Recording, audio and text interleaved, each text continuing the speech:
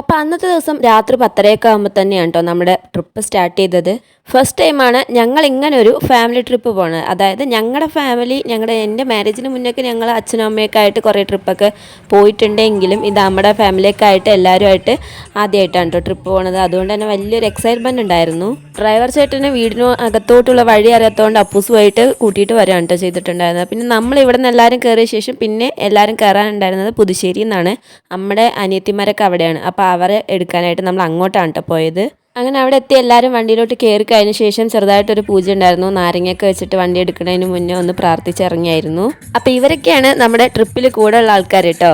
മുഴുവനും നമ്മുടെ മേമ്മമാരും ചെറിയച്ചന്മാരും പിന്നെ എൻ്റെ അച്ഛൻ, അമ്മ, ഏട്ടൻ, അനിയൻ അങ്ങനെയുള്ളവരൊക്കെ തന്നെയാണ് കേട്ടോ. ഇതിലിപ്പോൾ പുറത്തുനിന്ന് ആരുമില്ല, ഞങ്ങളുടെ ഫാമിലി മാത്രമേ ഉള്ളൂ.